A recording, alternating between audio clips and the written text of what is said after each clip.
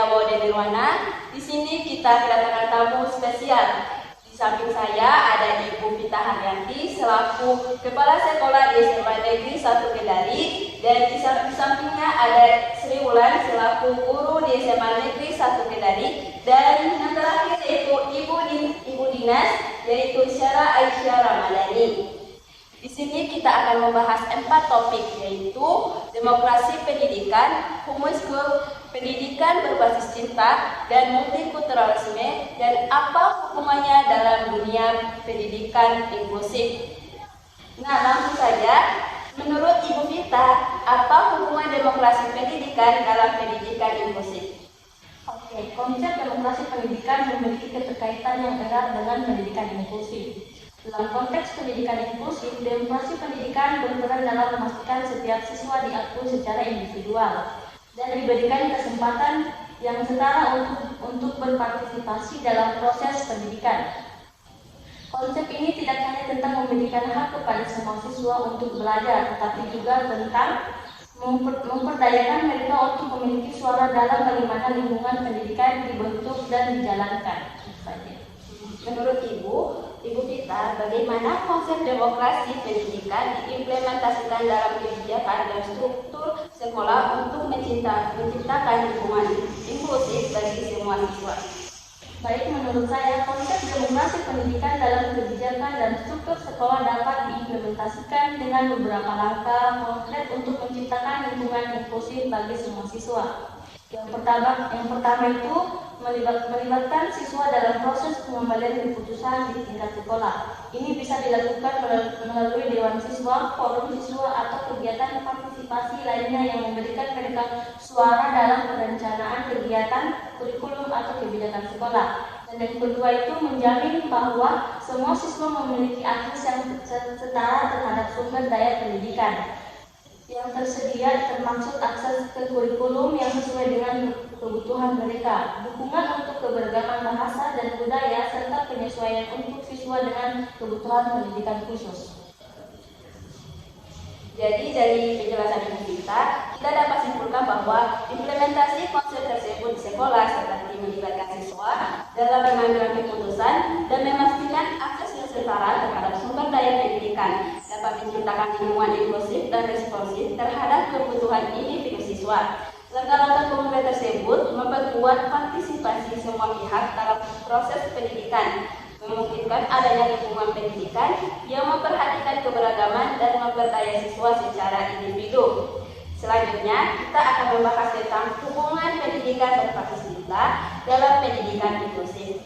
Menurut Ibu Sri Wulan, apa hubungan pendidikan berbasis cinta dalam pendidikan inklusif?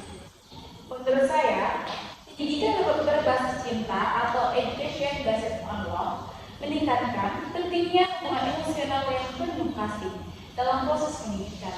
Dalam konteks pendidikan inklusif, konsep ini memainkan peran penting yang krusial dalam menciptakan lingkungan belajar yang mendukung bagi semua siswa tanpa terkecuali. Pendidikan berbasis cinta mempengaruhi pendekatan guru terhadap siswa dengan memberikan perhatian yang lebih terhadap kebutuhan individu.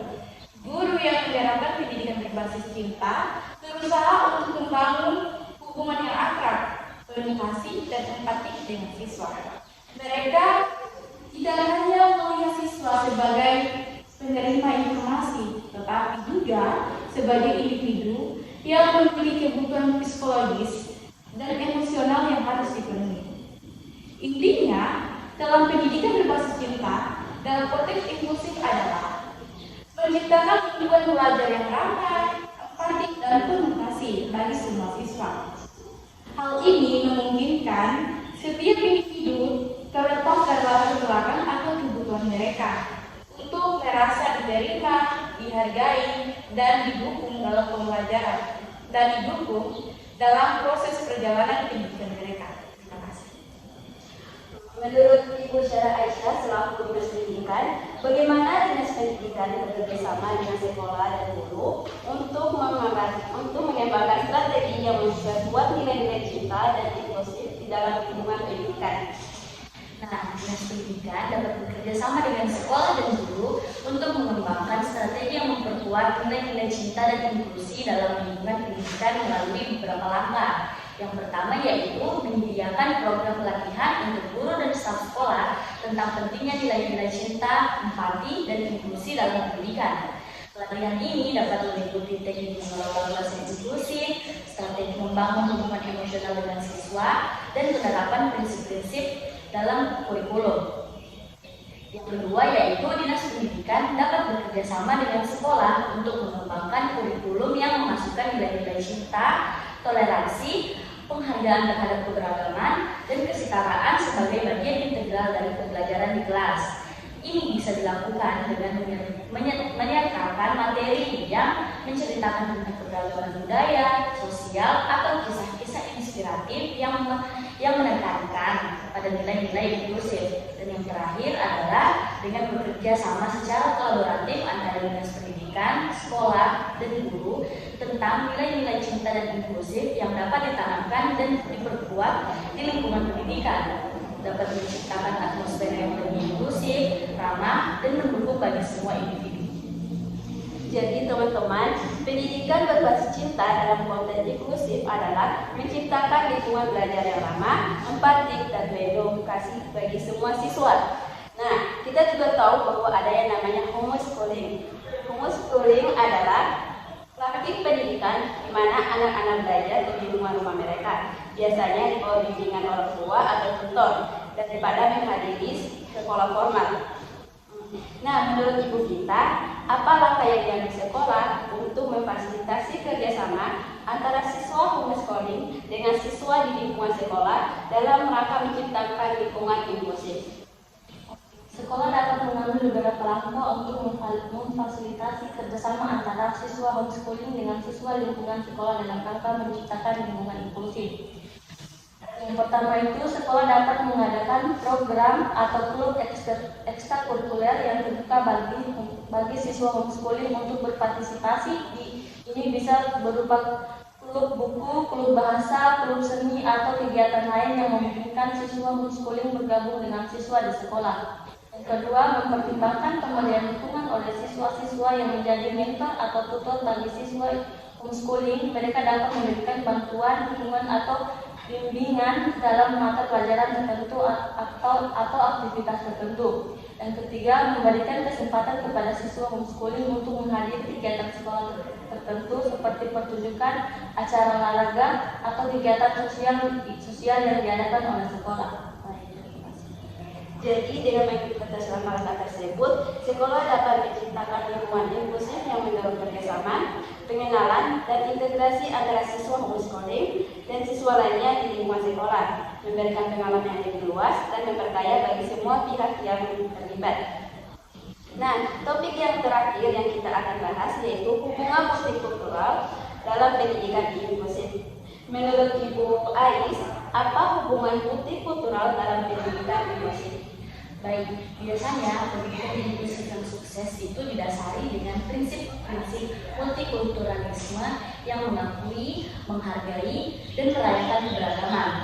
Hubungan antara multikulturalisme dan dengan pendidikan inklusif yaitu pendidikan inklusif yang multikultural menekankan bahwa pentingnya menghargai keberagaman budaya, etnis, bahasa, agama, dan latar belakang lainnya di antara siswa dan staf sekolah. Ini melibatkan pemahaman tentang nilai-nilai, tradisi, dan perspektif yang berbeda. Yang kedua adalah pendidikan inklusif yang multikultural membantu siswa memahami perbedaan sebagai aset yang memperkaya, bukan sebagai hambatan.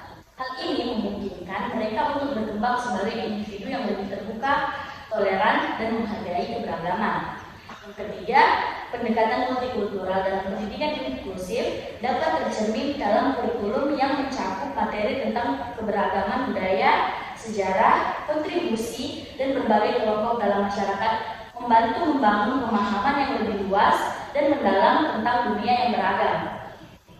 Dan yang terakhir adalah sekolah yang menerapkan multikulturalisme dalam pendidikan inklusif menciptakan lingkungan belajar yang mengakui keberagaman. Mereka mempromosikan interaksi yang positif antara siswa dari latar belakang yang berbeda, menghormati keunikan individu, dan menciptakan suasana yang terbuka bagi semua.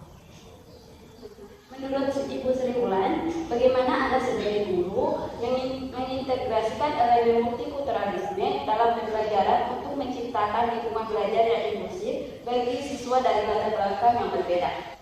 Saya sebagai guru akan menginterpretasikan elemen multikulturalisme dalam pembelajaran untuk menciptakan lingkungan belajar yang inklusif. Saya akan mengambil beberapa langkah. Nah, langkah yang pertama, saya akan memastikan bahwa materi pembelajaran mencakup konten yang mewakili berbagai budaya, sejarah, dan kontribusi dalam berbagai kelompok di masyarakat. Ini bisa dilakukan dengan memilih bahan bacaan, studi khusus, atau sumber daya lain yang menggambarkan keberagaman budaya. Nah, yang kedua, mendorong penghargaan terhadap perbedaan dan keunikan setiap siswa. Saya akan memastikan bahwa siswa merasa dihargai atas kontribusi dan perspektif mereka dalam kelas, serta menimbangkan pemahaman yang lebih dalam tentang keberagaman budaya. Nah, yang ketiga, membuka ruang untuk diskusi terbuka terhadap isu-isu multikultural dan memperkuat toleransi terhadap perbedaan pendapat atau sudut pandang di antara siswa. Nah, ini membantu memperluas pemahaman mereka tentang dunia yang beragam. Nah, itu saja. Baik, jadi menciptakan lingkungan belajar yang inklusif yang menghargai keberagaman dan memperkaya pengalaman belajar siswa dari latar belakang yang berbeda, ini juga memungkinkan siswa untuk belajar tentang satu sama lain, memperluas pemahaman mereka tentang dunia multikulturalisme. Itulah diskusi kita dengan 3 narasumber kita. Sebelum mengakhiri diskusi ini, ada poin kunci yang telah kita pelajari dari 3 narasumber kita hari ini, yaitu konsep-konsep seperti demokrasi pendidikan, pendidikan berbasis cinta, homeschooling dan multikulturalisme memainkan peran yang penting dalam menciptakan lingkungan pendidikan inklusif. Terima kasih atas kontribusi berharga dari Ibu Pita, Ibu Sri, dan Ibu Ais atas waktunya dan wawasan yang berharga. Sekali lagi terima kasih banyak dan semoga kita dapat memajukan pendidikan yang inklusif bagi semua siswa. Saya akhiri. Wassalamualaikum warahmatullahi wabarakatuh. Waalaikumsalam warahmatullahi wabarakatuh.